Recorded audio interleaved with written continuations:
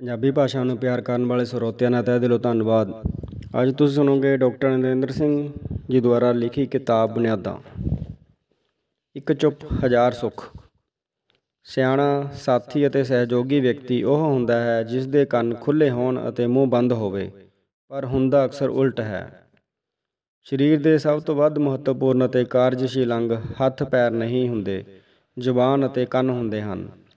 ਬੋਲਣ ਨਾਲੋਂ ਸੁਣਨਾ ਅਤੇ ਸੁਣਨ ਨਾਲੋਂ ਵੇਖਣਾ ਵਧੇਰੇ ਲਾਭਕਾਰੀ ਹੁੰਦਾ ਹੈ। ਚੁੱਪ ਰਹਿਣਾ ਅਮੀਰੀ ਦਾ ਅਤੇ ਘੱਟ ਬੋਲਣਾ ਸਿਆਣਪ ਦਾ ਲੱਛਣ ਹੁੰਦਾ ਹੈ। ਹਮਦਰਦੀ ਦਾ ਪ੍ਰਗਟਾਵਾ ਬੋਲਣ ਦੀ ਥਾਂ ਚੁੱਪ ਬਹਿ ਕੇ ਦੂਜੇ ਨੂੰ ਸੁਣ ਕੇ ਵਧੇਰੇ ਅਸਰਦਾਰ ਢੰਗ ਨਾਲ ਕੀਤਾ ਜਾ ਸਕਦਾ ਹੈ। ਬੋਲਣ ਵਾਲਾ ਅਕਸਰ ਬੋਲ ਬੋਲ ਕੇ ਆਪਣੇ ਆਪ ਨੂੰ ਖਾਲੀ ਕਰੀ ਜਾਂਦਾ ਹੈ ਅਤੇ ਸੁਣਨ ਵਾਲੇ ਨੂੰ ਭਰੀ ਜਾਂਦਾ ਹੈ। ਜੇ ਦੋਵੇਂ ਧਿਰਾਂ ਬੋਲੀ ਜਾਣ ਤਾਂ ਗੱਲਬਾਤ ਬਹਿਸ ਅਤੇ ਬਹਿਸ ਲੜਾਈ ਬਣ ਜਾਂਦੀ ਹੈ। ਵਧੇਰੇ ਬੋਲ ਕੇ ਅਸੀਂ ਅਕਸਰ ਤਾਣੀ ਉਲਝਾ ਲੈਂਦੇ ਹਾਂ। ਅਕਲ ਤੋਂ ਬਿਨਾਂ ਚੁੱਪ ਰਹਿਣਾ ਸੰਭਵ ਨਹੀਂ ਹੁੰਦਾ। ਚੁੱਪ ਰਹਿ ਕੇ ਹਰ ਸਮੱਸਿਆ ਸੰਬੰਧੀ ਸੋਚਣ ਲਈ ਵਧੇਰੇ ਸਮਾਂ ਮਿਲ ਜਾਂਦਾ ਹੈ। ਬੋਲਦਿਆਂ ਅਸੀਂ ਸੋਚ ਨਹੀਂ ਸਕਦੇ। ਕਈ ਬੋਲਦੇ ਹੀ ਇਸ ਲਈ ਹਨ ਤਾਂ ਕਿ ਉਹਨਾਂ ਨੂੰ ਸੋਚਣਾ ਨਾ ਪਵੇ। ਲੋਕ ਚੁੱਪ ਤੋਂ ਡਰਦੇ ਹਨ ਕਿਉਂਕਿ ਚੁੱਪ ਸੋਚਣ ਲਈ ਮਜਬੂਰ ਕਰਦੀ ਹੈ। ਬਹੁਤਾ ਬੋਲਣ ਵਾਲੇ ਆਗੂ ਵੱਡੇ ਆਗੂ ਨਹੀਂ ਬਣਦੇ। ਸਮਾਜ ਵਿੱਚ ਬਹੁਤੇ ਝਗੜੇ ਚੁੱਪ ਨਾ ਰਹਿ ਸਕਣ ਕਾਰਨ ਉਪਜਦੇ ਹਨ। ਰਾਜਨੀਤੀ ਵਿੱਚ ਨਿਰੰਤਰ ਬਿਆਨਬਾਜ਼ੀ ਕਾਰਨ ਹੀ ਰਾਜਨੀਤੀ ਬਦਨਾਮ ਹੈ। ਹਰ ਵੇਲੇ ਬੋਲਦੇ ਰਹਿਣ ਵਾਲੇ ਵਿਅਕਤੀ ਦਾ ਸਤਿਕਾਰ ਨਹੀਂ ਹੁੰਦਾ। ਜੇ ਕਿਸੇ ਥਾਂ ਬੋਲਣ 'ਤੇ ਪਾਬੰਦੀ ਲੱਗ ਜਾਵੇ ਤਾਂ ਚੁੱਪ ਰਹਿਣਾ ਔਖਾ ਹੋਣ ਕਰਕੇ ਸਮੁੱਚੀ ਸਥਿਤੀ ਤਣਾਅ ਵਾਲੀ ਹੋ ਜਾਵੇਗੀ। ਚੁੱਪ ਉਹੀ ਚੰਗੀ ਲੱਗਦੀ ਹੈ ਜਿਹੜੀ ਸਵੈ ਇੱਛਾ ਨਾਲ ਹੋਵੇ। ਬੋਲਣਾ ਤਣਾਅ ਨੂੰ ਦੂਰ ਕਰਦਾ ਹੈ, ਪਰ ਬਹੁਤ ਬੋਲਣਾ ਤਣਾਅ ਉਪਜਾਉਂਦਾ ਹੈ। ਚੁੱਪ ਕਰਨ ਦੇ ਅਰਥ ਹਨ, ਜੇ ਬੋਲਣ ਵਾਲਾ ਕੁਝ ਨਾ ਹੋਵੇ ਤਾਂ ਕੁਝ ਨਾ ਬੋਲਣਾ। ਜਿੱਥੇ ਸਾਰੇ ਮਜਬੂਰਨ ਚੁੱਪ ਹੁੰਦੇ ਹਨ, ਉੱਥੇ ਸਾਰੇ ਇੱਕ ਦੂਜੇ ਨੂੰ ਸ਼ੱਕ ਅਤੇ ਨਫ਼ਰਤ ਨਾਲ ਵੇਖਣਗੇ ਅਤੇ ਗਲਤ ਅਨੁਮਾਨ ਲਗਾਉਣਗੇ। ਜੇ ਵਿਆਹ ਦੇ ਸਮਾਗਮ ਵਿੱਚ ਕਿਸੇ ਨੂੰ ਵੀ ਬੋਲਣ ਦੀ ਆਗਿਆ ਨਾ ਹੋਵੇ ਤਾਂ ਇਹ ਸਮਾਗਮ ਜਸ਼ਨ ਨਹੀਂ ਰਹੇਗਾ, ਸ਼ੋਕ ਸਭਾ ਬਣ ਜਾਵੇਗਾ। ਚੁੱਪ ਹੋਣ ਦਾ ਅਰਥ ਗੂੰਗੇ ਹੋਣਾ ਨਹੀਂ। ਬਿੱਲੀ ਚੁੱਪ ਹੁੰਦੀ ਹੈ, ਗੂੰਗੀ ਨਹੀਂ। ਲੋੜ ਵੇਲੇ ਜ਼ਰੂਰ ਬੋਲਣਾ ਚਾਹੀਦਾ ਹੈ। ਹਰ ਵੇਲੇ ਚੁੱਪ ਰਹਿਣਾ ਸਹੀ ਨੀਤੀ ਨਹੀਂ ਹੈ। ਕਹਿੰਦੇ ਹਨ, ਚੁੱਪ ਰਹਿਣ ਨਾਲ ਤਾਂ ਸੋਨਾ ਵੀ ਨਹੀਂ ਵਿਕਦਾ। ਠੀਕ ਅਤੇ ਢੁਕਵੇਂ ਢੰਗ ਨਾਲ ਬੋਲਣ ਨਾਲ ਮਿੱਟੀ ਵੀ ਵਿਕ ਜਾਂਦੀ ਹੈ। ਚੁੱਪ ਰਹਿਣ ਮਗਰੋਂ ਬੋਲੇ ਗਏ ਸ਼ਬਦ ਧਿਆਨ ਨਾਲ ਸੁਣੇ ਜਾਂਦੇ ਹਨ। ਕਈਆਂ ਦੀ ਚੁੱਪ ਹਨੇਰੀ ਆਉਣ ਤੋਂ ਪਹਿਲਾਂ ਦੀ ਸ਼ਾਂਤੀ ਅਤੇ ਡੈਮ ਦੇ ਰੁਕੇ ਪਾਣੀ ਵਰਗੀ ਹੁੰਦੀ ਹੈ। ਇਹ ਬੋਲਦੇ ਨਹੀਂ, ਲਾਵੇ ਵਾਂਗ ਫਟਦੇ ਹਨ। ਚੁੱਪ ਵਿੱਚ ਧੀਰਜ, ਸਹਿਣਸ਼ੀਲਤਾ, ਡੂੰਘਾਈ ਅਤੇ ਰਹੱਸ ਹੁੰਦਾ ਹੈ। ਚੁੱਪ ਸਧਾਰਨ ਗੱਲਾਂ ਨੂੰ ਵੀ ਮਹੱਤਵਪੂਰਨ ਬਣਾ ਦਿੰਦੀ ਹੈ। ਚੁੱਪ ਵਿਸ਼ਵ ਵਿਆਪੀ ਭਾਸ਼ਾ ਹੈ। ਇਹ ਭਾਸ਼ਾ ਹਰ ਸੱਭਿਆਚਾਰ ਵਿੱਚ ਵਰਤੀ ਜਾਂਦੀ ਹੈ। ਚੁੱਪ ਦੇ ਅਨੇਕਾਂ ਰੂਪ ਹਨ। ਇਹ ਅਗਿਆਨਤਾ ਦੀ ਸੂਚਕ ਵੀ ਹੁੰਦੀ ਹੈ। ਵਿਰੋਧ ਦਾ ਪ੍ਰਗਟਾਵਾ ਵੀ ਇਹ ਬੋਲਣ ਦੀ ਲੋੜ ਵੇਲੇ ਚੁੱਪ ਰਹਿਣ ਕਾਰਨ ਲਾਪਰਵਾਹੀ ਦਾ ਸੰਕੇਤ ਵੀ ਦਿੰਦੀ ਹੈ ਅਤੇ ਬੇਲੋੜਾ ਬੋਲਣ ਕਰਕੇ ਇਕਾਗਰਤਾ ਦੀ ਘਾਟ ਦੀ ਸੂਚਨਾ ਵੀ। ਇਹ ਸਹਿਮਤੀ ਵੀ ਪ੍ਰਗਟਾਉਂਦੀ ਹੈ ਅਤੇ ਨਫ਼ਰਤ ਦਾ ਐਲਾਨ ਵੀ ਕਰਦੀ ਹੈ। ਧਾਰਮਿਕ ਪੱਖੋਂ ਇਹ ਅੰਦਰ ਉਤਰਨ ਦਾ ਉਪਰਾਲਾ ਵੀ ਹੁੰਦੀ ਹੈ ਅਤੇ ਸਮਾਧੀ ਵਾਲੀ ਅਵਸਥਾ ਵੀ। ਮੌਨ ਵਰਤ ਬਣ ਕੇ ਇਹ ਅੰਦੋਲਨ ਦਾ ਹਥਿਆਰ ਵੀ ਬਣਦੀ ਹੈ ਅਤੇ ਕਿਸੇ ਤੋਂ ਆਪਣੀ ਮੰਗ ਮਨਵਾਉਣ ਦੀ ਜੁਗਤ ਵੀ। ਰਾਜਨੀਤੀ ਵਿੱਚ ਇਹ ਨੀਤੀ ਬਣ ਜਾਂਦੀ ਹੈ ਅਤੇ ਸਫਾਰਤੀ ਸਬੰਧਾਂ ਵਿੱਚ ਇਹ ਪ੍ਰਤੀਕਰਮ ਨੂੰ ਸੋਚਣ ਵਾਸਤੇ ਮੋਹਲਤ ਬਣ ਜਾਂਦੀ ਹੈ। ਇਹ ਜੁਰਮ ਦਾ ਇਕਬਾਲ ਵੀ ਹੁੰਦੀ ਹੈ ਅਤੇ ਮਜਬੂਰੀ ਬੇਬਸੀ ਦਾ ਪ੍ਰਗਟਾਵਾ ਵੀ। ਇਹ ਪ੍ਰਵਾਨਗੀ ਦਾ ਆਧਾਰ ਵੀ ਹੁੰਦੀ ਹੈ ਅਤੇ ਬਦਸਲੂਕੀ ਵਿਰੁੱਧ ਸ਼ਕਤੀਸ਼ਾਲੀ ਢਾਲ ਵੀ। ਅਲਮਾਰੀ ਵਿੱਚ ਕੱਪੜੇ ਚੁੱਪ ਕਰਕੇ ਲਟਕੇ ਰਹਿੰਦੇ ਹਨ। ਗੁਆਚੀ ਚੀਜ਼ ਚੁੱਪ ਕਰ ਜਾਂਦੀ ਹੈ। ਉਂਗਲਾਂ ਦੀ ਛੋਹ ਤੋਂ ਪਹਿਲਾਂ ਸਾਜ਼ ਚੁੱਪ ਹੁੰਦੇ ਹਨ। ਪੜ੍ਹੇ ਜਾਣ ਤੋਂ ਪਹਿਲਾਂ ਪੁਸਤਕਾਂ ਚੁੱਪ ਹੁੰਦੀਆਂ ਹਨ। ਮਰਿਆ ਬੰਦਾ ਹਮੇਸ਼ਾ ਲਈ ਚੁੱਪ ਕਰ ਜਾਂਦਾ ਹੈ। ਇਸਤਰੀ ਦੀ ਚੁੱਪ ਵਿਛੋੜੇ ਦਾ ਵਿਰਲਾਪ ਅਤੇ ਰੁੱਸੇ ਹੋਣ ਦਾ ਸੰਕੇਤ ਅਤੇ ਮਨਾਏ ਜਾਣ ਦਾ ਤਰਲਾ ਹੁੰਦੀ ਹੈ। ਕਿਸੇ ਗੰਭੀਰ ਸਮੱਸਿਆ ਕਾਰਨ ਪੁਰਸ਼ ਅਕਸਰ ਚੁੱਪ ਹੋ ਜਾਂਦਾ ਹੈ। ਬੱਚੇ ਦੀ ਚੁੱਪ ਉਸ ਦੇ ਬੁਖਾਰ ਕਾਰਨ ਹੁੰਦੀ ਹੈ। ਚੁੱਪ ਦੌਰਾਨ ਸੋਚਣ ਦਾ ਅਵਸਰ ਮਿਲਦਾ ਹੈ। ਘਟਨਾਵਾਂ ਪ੍ਰਤੀ ਢੁਕਵੇਂ ਪ੍ਰਤੀਕਰਮ ਸੋਚੇ ਜਾਂਦੇ ਹਨ ਅਤੇ ਸਮੱਸਿਆਵਾਂ ਦੇ ਹੱਲ ਸੁੱਝਦੇ ਹਨ। ਜੇ ਸੁਣਨ ਵਾਲਾ ਚੁੱਪ ਰਹੇ ਅਤੇ ਕੁਝ ਨਾ ਪੁੱਛੇ ਤਾਂ ਬੋਲਣ ਵਾਲੇ ਦੇ ਦਿੱਤੇ ਵੇਰਵਿਆਂ ਦੇ ਆਧਾਰ 'ਤੇ ਠੀਕ ਫੈਸਲਾ ਕਰਨਾ ਔਖਾ ਹੋ ਜਾਂਦਾ ਹੈ। ਜਿਹੜੇ ਕੁਝ ਨਹੀਂ ਕਰਦੇ ਉਹ ਵਧੇਰੇ ਬੋਲਦੇ ਹਨ। ਜਾਣੇ ਪਛਾਣੇ ਕੰਨਾਂ ਨੂੰ ਹਰ ਵੇਲੇ ਕੁਝ ਕਹੀ ਜਾਣ ਨਾਲ ਕੰਨ ਦੁਖਣ ਲੱਗ ਜਾਂਦੇ ਹਨ। ਘੱਟ ਪਛਾਣ ਵਾਲੇ ਵਿਅਕਤੀ ਵਧੇਰੇ ਬੋਲਦੇ ਹਨ, ਜਦੋਂ ਕਿ ਚੁੱਪ ਸਾਡਾ ਸਵੈ ਵਿਸ਼ਵਾਸ ਵਧਾਉਂਦੀ ਹੈ। ਜੇ ਪਿਆਰ ਹੋਵੇ ਤਾਂ ਚੁੱਪ ਵਿੱਚੋਂ ਵੀ ਗੱਲਾਂ ਦੀ ਗੂੰਜ ਸੁਣਾਈ ਦਿੰਦੀ ਹੈ। ਸੋਹਣੀ ਇਸਤਰੀ ਆਪਣਾ ਭਾਸ਼ਣ ਚੁੱਪ ਰਹਿ ਕੇ ਦਿੰਦੀ ਹੈ। ਸ਼ੀਸ਼ਾ ਆਪਣਾ ਫੈਸਲਾ ਚੁੱਪ ਰਹਿ ਕੇ ਸੁਣਾਉਂਦਾ ਹੈ। ਅਰਥਪੂਰਨ ਸ਼ਬਦ ਸ਼ਬਦਾਂ ਦੇ ਚਿੱਤਰ ਵਾਂਗ ਹੁੰਦੇ ਹਨ, ਜਿਨ੍ਹਾਂ ਦੇ ਆਲੇ ਦੁਆਲੇ ਖਾਲੀ ਥਾਂ ਦੀ ਚੁੱਪ ਦਾ ਚੌਕਟਾ ਹੁੰਦਾ ਹੈ। ਕਵਿਤਾ ਦੀ ਪੁਸਤਕ ਦੇ ਪੰਨਿਆਂ 'ਤੇ ਸ਼ਬਦਾਂ ਦੇ ਆਲੇ ਦੁਆਲੇ ਖਾਲੀ ਥਾਂ ਦੀ ਚੁੱਪ ਕਾਵਿ ਪੰਕਤੀਆਂ ਦੀ ਸਜਾਵਟ ਹੁੰਦੀ ਹੈ। ਜਦੋਂ ਕਵੀ ਦੀ ਚੁੱਪ ਮੁਟਿਆਰ ਹੋ ਜਾਂਦੀ ਹੈ, ਉਹ ਕੋਈ ਗੀਤ ਸਿਰਜਦਾ ਹੈ। ਕਵਿਤਾ ਤੁਰੰਤ ਦਾ ਪ੍ਰਤੀਕਰਮ ਹੁੰਦੀ ਹੈ, ਜਦੋਂ ਕਿ ਗੀਤ ਚੁੱਪ ਦੀ ਕੁੱਖ ਵਿੱਚ ਵਿਗਸਦਾ ਹੈ। ਕਲਾਕਾਰਾਂ, ਕਵੀਆਂ, ਸੰਗੀਤਕਾਰਾਂ, ਚਿੱਤਰਕਾਰਾਂ ਅਤੇ ਚਿੰਤਕਾਂ ਦਾ ਚੁੱਪ ਬਿਨਾਂ ਸਰਦਾ ਨਹੀਂ। ਹਾਕਮ, ਫਿਲਾਸਫਰ, ਸੰਤ ਅਤੇ ਜੱਜ ਦੀ ਚੁੱਪ ਉਸ ਦੇ ਪ੍ਰਭਾਵ ਨੂੰ ਵਧਾਉਂਦੀ ਹੈ। ਚੁੱਪ ਰਹਿਣੇ ਬੰਦੇ ਸਭ ਥਾਂ ਪ੍ਰਵਾਨ ਹੁੰਦੇ ਹਨ। ਚੁੱਪ ਰਹਿਣ ਵਾਲੇ ਪਤੀ ਨੂੰ ਉਸ ਦੀ ਪਤਨੀ ਵਧੇਰੇ ਪਸੰਦ ਕਰਦੀ ਹੈ, ਕਿਉਂਕਿ ਉਹ ਆਪ ਘੱਟ ਬੋਲਦਾ ਹੈ ਅਤੇ ਪਤਨੀ ਨੂੰ ਵਧੇਰੇ ਸੁਣਦਾ ਹੈ। ਜੇ ਤੁਸੀਂ ਕੋਈ ਜ਼ਰੂਰੀ ਅਤੇ ਅਰਥਪੂਰਨ ਕੰਮ ਕਰਦੇ ਹੋ ਤਾਂ ਤੁਹਾਨੂੰ ਚੁੱਪ ਰਹਿਣ ਦੀ ਆਦਤ ਆਪੇ ਪੈ ਜਾਵੇਗੀ। ਆਪਣੇ ਆਪ ਨਾਲ ਗੱਲਾਂ ਚੁੱਪ ਰਹਿ ਕੇ ਹੀ ਕੀਤੀਆਂ ਜਾ ਸਕਦੀਆਂ ਹਨ। ਜਿਗਿਆਸੂ ਸ਼ਿਸ਼ ਆਪ ਚੁੱਪ ਰਹਿ ਕੇ ਗੁਰੂ ਦੀ ਆਗਿਆ ਮੰਨਦੇ ਹਨ ਅਤੇ ਆਪ ਵੀ ਪੂਜਣਯੋਗ ਹੋ ਨਿਬੜਦੇ ਹਨ। ਚਿੰਤਕ ਚੁੱਪ ਰਹਿ ਕੇ ਆਪਣੀਆਂ ਸਮੱਸਿਆਵਾਂ ਹੱਲ ਕਰਦੇ ਹਨ। ਸੰਤ ਤਿਲੋਪਾ ਸਹੀ ਅਰਥਾਂ ਵਿੱਚ ਬ੍ਰਹਮ ਗਿਆਨੀ ਸਨ। ਇੱਕ ਵਾਰੀ ਇੱਕ ਹੰਕਾਰੀ ਵਿਅਕਤੀ ਉਹਨਾਂ ਕੋਲ ਆਇਆ ਅਤੇ ਆਪਣੇ ਪ੍ਰਸ਼ਨਾਂ ਦੇ ਉੱਤਰ ਮੰਗਣ ਲੱਗ ਪਿਆ। ਸੰਤ ਤਿਲੋਪਾ ਨੇ ਕਿਹਾ, ਪ੍ਰਸ਼ਨਾਂ ਦੇ ਉੱਤਰ ਮਿਲਣਗੇ, ਪਰ ਕੀਮਤ ਅਦਾ ਕਰਨੀ ਪਏਗੀ। 2 ਸਾਲ ਚੁੱਪ ਕਰਕੇ ਬੈਠਣਾ ਪਏਗਾ। ਕੁਝ ਹੋ ਜਾਵੇ, ਕੁਝ ਵਾਪਰ ਜਾਵੇ, ਕੁਝ ਦਿਸ ਜਾਵੇ, ਕੁਝ ਸੁਣ ਜਾਵੇ, ਪਰ ਬੋਲਣਾ ਨਹੀਂ। ਉਹ ਵਿਅਕਤੀ ਬੈਠਾ ਰਿਹਾ। ਦਿਨ ਭੁੱਲ ਗਿਆ, ਮਹੀਨਾ ਭੁੱਲ ਗਿਆ, ਉਸਨੂੰ ਆਪਣਾ ਨਾਂ ਵੀ ਭੁੱਲ ਗਿਆ, ਸਾਰੇ ਪ੍ਰਸ਼ਨ ਵੀ ਭੁੱਲ ਗਏ। 2 ਸਾਲ ਮਗਰੋਂ ਸੰਤ ਤਿਲੋਪਾ ਨੇ ਕਿਹਾ, ਹਾਂ ਪੁੱਛੋ ਆਪਣੇ ਪ੍ਰਸ਼ਨ। ਜਿਗਿਆਸੂ ਸੰਤ ਦੇ ਕਦਮਾਂ 'ਤੇ ਝੁਕ ਗਿਆ ਅਤੇ ਕਿਹਾ, ਮੈਂ ਜਾਣ ਗਿਆ ਹਾਂ ਕਿ ਸਾਰੇ ਪ੍ਰਸ਼ਨਾਂ ਦੇ ਉੱਤਰ ਅੰਦਰਲੀ ਚੁੱਪ ਵਿੱਚ ਪਏ ਹਨ। ਸ਼ਬਦਾਂ ਰਾਹੀਂ ਅਸੀਂ ਰਿਸ਼ਤਾ ਬੀਜਦੇ ਹਾਂ, ਚੁੱਪ ਰਾਹੀਂ ਸਿੰਜਦੇ ਹਾਂ। ਚੁੱਪ ਆਪਣੇ ਆਪ ਦੀ ਪਹਿਚਾਣ ਕਰਾਉਂਦੀ ਹੈ। ਬੋਲਣ ਨਾਲ ਸੰਸਾਰ ਨਾਲ ਸਾਂਝ ਪੈਂਦੀ ਹੈ। ਚੁੱਪ ਸਾਨੂੰ ਆਪਣੇ ਆਪ ਨੂੰ ਸੋਧਣ ਅਤੇ ਆਪਣੇ ਵਿਚਾਰਾਂ ਨੂੰ ਤਰਤੀਬ ਦੇਣ ਦਾ ਅਵਸਰ ਦਿੰਦੀ ਹੈ।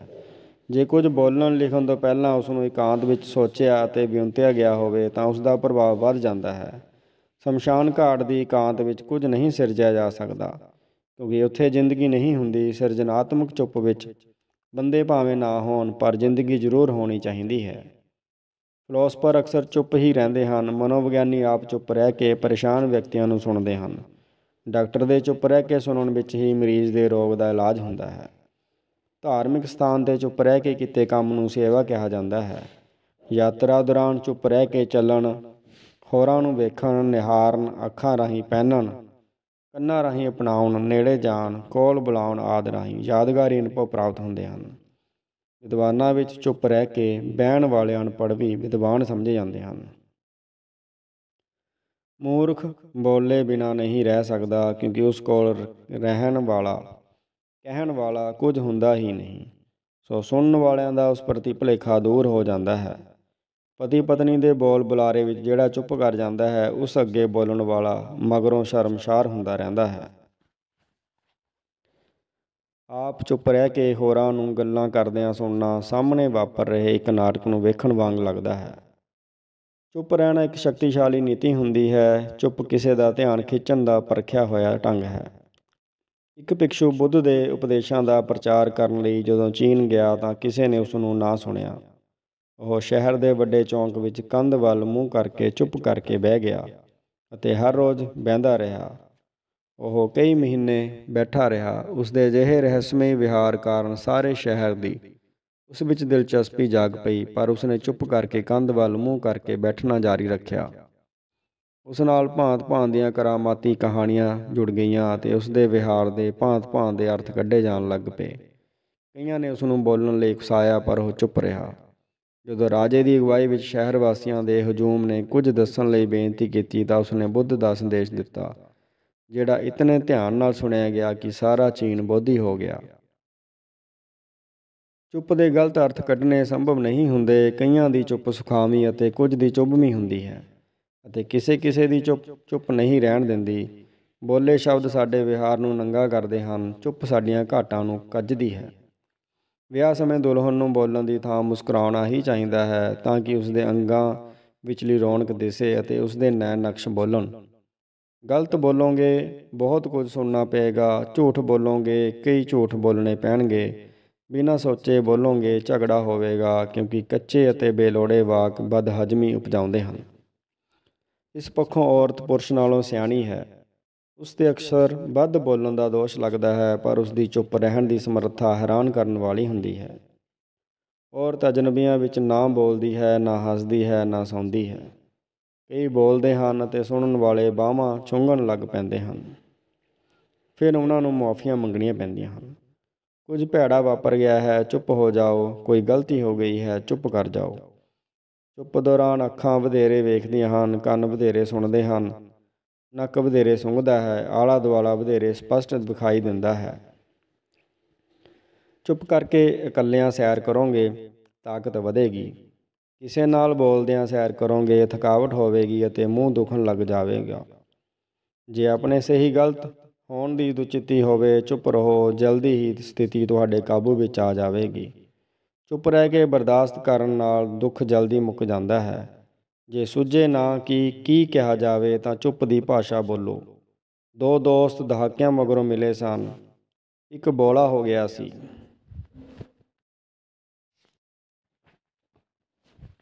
ਉਹਨਾਂ ਨੇ ਇੱਕ ਦੂਜੇ ਦਾ ਹੱਥ ਫੜ ਕੇ ਚੁੱਪ ਬਹਿ ਕੇ ਬੜੀਆਂ ਗੱਲਾਂ ਕੀਤੀਆਂ। ਬੋਲਣਾ ਤਾਂ ਹਰ ਕਿਸੇ ਨੂੰ ਆਉਂਦਾ ਹੀ ਹੈ, ਲੋੜ ਚੁੱਪ ਰਹਿਣਾ ਸਿੱਖਣ ਦੀ ਹੈ। ਇੱਕ ਵਿਅਕਤੀ ਕਿਸੇ ਕੋਲ ਭਾਸ਼ਣ ਕਲਾ ਸਿੱਖਣ ਗਿਆ। ਸਿਖਾਉਣ ਵਾਲੇ ਨੇ ਕਿਹਾ, ਕੁਝ ਬੋਲੋ। ਉਹ ਬੋਲਣ ਲੱਗਿਆ ਅਤੇ ਬੋਲੀ ਹੀ ਗਿਆ। ਉਸਤਾਦ ਨੇ ਕਿਹਾ, ਦੁੱਗਣੀ ਫੀਸ ਲੱਗੇਗੀ। ਦੁੱਗਣੀ ਕਿਉਂ? ਕਿਉਂਕਿ ਤੈਨੂੰ ਬੋਲਣਾ ਹੀ ਨਹੀਂ ਸਿਖਾਉਣਾ, ਚੁੱਪ ਕਰਨਾ ਵੀ ਸਿਖਾਉਣਾ ਪਏਗਾ। ਚੁੱਪ ਰਹਿਣ ਵਾਲੇ ਵਿਅਕਤੀ ਘੱਟ ਸਮੱਸਿਆਵਾਂ ਉਪਜਾਉਂਦੇ ਹਨ। ਉਹ ਆਪਣੀਆਂ ਸਮੱਸਿਆਵਾਂ ਹੀ ਹੱਲ ਨਹੀਂ ਕਰਦੇ, ਲੋਕਾਂ ਦੇ ਝਗੜੇ ਵੀ ਨਿਪਟਾਉਂਦੇ ਹਨ। ਝਗੜਿਆਂ ਨਾਲ ਜਿਤਨਾ ਵਾਹ ਜੱਜਾਂ ਦਾ ਪੈਂਦਾ ਹੈ, ਹੋਰ ਕਿਸੇ ਦਾ ਨਹੀਂ ਪੈਂਦਾ। ਜੱਜ ਲੱਗਦਾ ਹੀ ਤਾਂ ਹੈ ਜੇ ਉਹ ਚੁੱਪ ਕਰਕੇ ਸੁਣੇ। ਚੁੱਪ ਅਗਿਆਨਤਾ ਨਹੀਂ ਹੁੰਦੀ। ਜੋ ਕੁਝ ਕਿਹਾ ਸੁਣਿਆ ਜਾ ਰਿਹਾ ਹੁੰਦਾ ਹੈ, ਉਸ ਨੂੰ ਸਮਝਣ ਦਾ ਉਪਰਾਲਾ ਅਤੇ ਅਸਲੀਅਤ ਨੂੰ ਜਾਣਨ ਦੀ ਕੋਸ਼ਿਸ਼ ਹੁੰਦੀ ਹੈ। ਚੁੱਪ ਰਹਿ ਕੇ ਅਸੀਂ ਇੱਕ ਫਾਸਲੇ 'ਤੇ ਖਲੋ ਕੇ ਸਮੱਸਿਆ ਅਤੇ ਸਥਿਤੀ ਨੂੰ ਸਮਝਣ ਦਾ ਯਤਨ ਕਰਦੇ ਹਾਂ।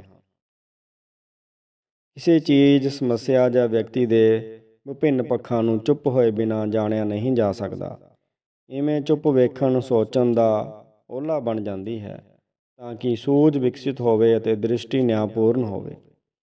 ਚੁੱਪ ਰਹਿਣ ਨਾਲ ਗੁੱਸਾ ਘਟਦਾ ਹੈ, ਸਹਿਣਸ਼ੀਲਤਾ ਵੱਧਦੀ ਹੈ, ਟਿਕਾਓ ਉਪਜਦਾ ਹੈ ਅਤੇ ਇਹਨਾਂ ਕਾਰਨਾਂ ਕਰਕੇ ਕਲਿਆਣਕਾਰੀ ਨਿਰਣੇ ਕਰਨ ਦੀ ਸੰਭਾਵਨਾ ਉਜਾਗਰ ਹੁੰਦੀ ਹੈ, ਜਿਸ ਨਾਲ ਸੰਸ਼ਿਆ ਤੋਂ ਉੱਚੇ ਉੱਠਣ ਅਤੇ ਸੁਤੰਤਰ ਹੋਣ ਦਾ ਅਨੁਭਵ ਪ੍ਰਾਪਤ ਹੁੰਦਾ ਹੈ। ਇਵੇਂ ਚੁੱਪ ਸਾਡੀ ਬੁੱਧੀ ਨੂੰ ਤਿੱਖਾ ਅਤੇ ਅਨੁਭਵ ਨੂੰ ਡੂੰਘਾ ਕਰਦੀ ਹੈ। ਚੁੱਪ ਇੱਕ ਰਚਨਾਤਮਕ ਉਦਾਸੀਨਤਾ ਹੁੰਦੀ ਹੈ ਜਿਹੜੀ ਡੂੰਘੀ ਸਮਝ ਵਿੱਚੋਂ ਉਪਜਦੀ ਹੈ। ਚੁੱਪ ਹੋਏ ਬਿਨਾਂ ਅਰਦਾਸ ਨਹੀਂ ਆਰੰਭੀ ਜਾ ਸਕਦੀ, ਪ੍ਰੀਖਿਆ ਨਹੀਂ ਦਿੱਤੀ ਜਾ ਸਕਦੀ, ਕਿਸੇ ਦਾ ਦਿਲ ਨਹੀਂ ਜਿੱਤਿਆ ਜਾ ਸਕਦਾ। ਜੋ ਮਹੱਤਵ ਨੀਂਦਰ ਦਾ ਸਰੀਰ ਲਈ ਹੁੰਦਾ ਹੈ ਅਤੇ ਆਰਾਮ ਦਾ ਥਕਾਵਟ ਲਈ ਹੁੰਦਾ ਹੈ, ਉਹੀ ਮਹੱਤਵ ਚੁੱਪ ਦਾ ਮਨ ਲਈ ਹੁੰਦਾ ਹੈ। ਸੁਨਹਿਰੀ ਚੁੱਪ ਉਹ ਹੁੰਦੀ ਹੈ ਜਿਹੜੀ ਆਪਣੀ ਮਰਜ਼ੀ ਨਾਲ ਅਪਣਾਈ ਹੋਵੇ। ਅਪਣਾ ਲਵੋਗੇ, ਸ਼ਾਂਤ ਹੋ ਜਾਵੋਗੇ, ਬੋਲਣ ਦੀ ਲੋੜ ਹੀ ਨਹੀਂ ਪਏਗੀ। ਗੱਡੀ ਦੇ ਡੱਬੇ ਵਿੱਚ ਯਾਤਰੀ ਚੁੱਪ ਬੈਠੇ ਸਨ। ਕੋਈ ਬੋਲ ਨਹੀਂ ਸੀ ਰਿਹਾ। ਇੱਕ ਨਵੀਂ ਚੜ੍ਹੀ ਸਵਾਰੀ ਨੇ ਪੁੱਛਿਆ, ਕੀ ਇੱਥੇ ਬੋਲਣਾ ਮਨ੍ਹਾ ਹੈ? ਮਨ੍ਹਾ ਨਹੀਂ, ਪਰ ਇੱਥੇ ਨੇਮ ਹੈ ਕਿ ਕੋਈ ਉਦੋਂ ਹੀ ਬੋਲੇਗਾ ਜਦੋਂ ਉਸ ਨੂੰ ਵਿਸ਼ਵਾਸ ਹੋ ਜਾਵੇ ਕਿ ਉਹ ਚੁੱਪ ਦੇ ਮੁਕਾਬਲੇ ਵਧੇਰੇ ਮੁੱਲਵਾਨ ਗੱਲ ਕਰੇਗਾ। ਇਹ ਬੁਲਾਰਿਆਂ ਦੀ ਭੀੜ ਨਹੀਂ, ਇਹ ਸਰੋਤਿਆਂ ਦੀ ਸੰਗਤ ਹੈ। ਸ਼ਬਦ ਨਾਟਕ ਰਚਦੇ ਹਨ, ਚੁੱਪ ਪ੍ਰਭਾਵ ਸਿਰਜਦੀ ਹੈ। ਸ਼ਬਦਾਂ ਵਿੱਚ ਵਿਸਥਾਰ ਹੁੰਦਾ ਹੈ, ਚੁੱਪ ਵਿੱਚ ਡੂੰਘਾਈ ਹੁੰਦੀ ਹੈ। ਚੁੱਪ ਅਹਿਸਾਸਾਂ ਦੀ ਭਾਸ਼ਾ ਹੈ। ਸੂਖਮ ਅਹਿਸਾਸਾਂ ਵਾਲੇ ਹੀ ਚੁੱਪ ਰਹਿ ਸਕਦੇ ਹਨ। ਡੂੰਘੇ ਅਨੁਭਵਾਂ ਨੂੰ ਮਹਿਸੂਸਣ, ਸੂਖਮ ਅਹਿਸਾਸਾਂ ਨੂੰ ਪ੍ਰਾਪਤ ਕਰਨ, ਅੰਦਰਲੀਆਂ ਪੌੜੀਆਂ ਉਤਰਨ, ਛੁਪੇ ਖਜ਼ਾਨੇ ਫਰੋਲਣ, ਕਲਪਨਾ ਦੀਆਂ ਉਡਾਰੀਆਂ ਲਾਉਣ ਅਤੇ ਮੁੱਲਵਾਨ ਨੂੰ ਪ੍ਰਾਪਤ ਕਰਨ ਦਾ ਕਾਰਜ ਚੁੱਪ ਤੋਂ ਬਿਨਾਂ ਸੰਭਵ ਨਹੀਂ ਹੁੰਦਾ। ਮਨੁੱਖ ਰੋਣ ਤੋਂ ਪਹਿਲਾਂ ਚੁੱਪ ਹੋ ਜਾਂਦਾ ਹੈ ਅਤੇ ਰੋਣ ਉਪਰੰਤ ਸ਼ਾਂਤ ਹੋ ਜਾਂਦਾ ਹੈ। ਜੇ ਰੋਣ ਨੂੰ ਕਦੇ ਮਨ ਕਰੇ ਤਾਂ ਇਕੱਲਿਆਂ ਬਹਿ ਜਾਵੋ ਅਤੇ ਚੁੱਪ ਕਰਕੇ ਰੋ ਲਵੋ। ਰੂਹ ਇਸ਼ਨਾਨ ਕਰਦੀ ਪ੍ਰਤੀਤ ਹੋਵੇਗੀ, ਚੁੱਪ ਵਿੱਚੋਂ ਸੁੱਖ ਮਿਲੇਗਾ। ਔਰਤ ਰੋ ਕੇ ਆਪਣਾ ਮਨ ਹਲਕਾ ਕਰਦੀ ਹੈ ਅਤੇ ਰੋਣ ਉਪਰੰਤ ਉਸ ਦੇ ਨੈਣ ਨਕਸ਼ ਵਧੇਰੇ ਸ਼ਾਂਤ ਅਤੇ ਕੂਲੇ ਹੋ ਜਾਂਦੇ ਹਨ। ਚੁੱਪ ਰਹਿਣ ਦੀ ਲੋੜ ਇਸ ਲਈ ਵੀ ਹੈ ਕਿਉਂਕਿ ਜੀਵਨ ਵਿੱਚ ਸ਼ੋਰ ਵੱਧ ਰਿਹਾ ਹੈ ਅਤੇ ਸ਼ੋਰ ਸ਼ਰਾਬੇ ਦੀ ਸਮੱਸਿਆ ਗੰਭੀਰ ਹੁੰਦੀ ਜਾ ਰਹੀ ਹੈ। ਹੁਣ ਹਰ ਚੀਜ਼ ਲਾਊਡ ਸਪੀਕਰ ਬਣ ਗਈ ਹੈ। ਹੁਣ ਸਧਾਰਨ ਗੱਲਬਾਤ ਵੀ ਸੁਰੀਲੀ ਹੋ ਗਈ ਹੈ। ਅਸੀਂ ਚੁੱਪ ਰਹਿਣ ਦਾ ਸਹੀ ਢੰਗ ਅਪਣਾਉਣ ਦੀ ਥਾਂ ਹਰ ਵੇਲੇ ਬੋਲਦੇ ਰਹਿਣ ਦਾ ਸੌਖਾ ਅਤੇ ਗਲਤ ਢੰਗ ਅਪਣਾ ਲਿਆ ਹੈ। ਸੋਚ ਕੋਈ ਨਹੀਂ ਰਿਹਾ, ਬੋਲ ਸਾਰੇ ਰਹੇ ਹਨ। ਇਸੇ ਕਰਕੇ ਸੁਣ ਵੀ ਕੋਈ ਨਹੀਂ ਰਿਹਾ। ਇਸੇ ਕਾਰਨ ਸਮਾਜ ਵਿੱਚ ਹਿੰਸਾ, ਜੁਰਮ ਅਤੇ ਤਲਾਕ ਵੱਧ ਰਹੇ ਹਨ, ਜਿਸ ਕਾਰਨ ਹਰ ਕੋਈ ਪਰੇਸ਼ਾਨ ਹੈ। ਹੁਣ ਚੁੱਪ ਅਨੰਤ ਚੁੱਪ ਮੰਨਣ ਵਾਸਤੇ ਲੋਕਾਂ, ਸ਼ਹਿਰਾਂ ਅਤੇ ਘਰਾਂ ਤੋਂ ਦੂਰ ਪਹਾੜਾਂ ਦੀ ਗੋਦ ਵਿੱਚ ਜਾਣਾ ਪੈਂਦਾ ਹੈ।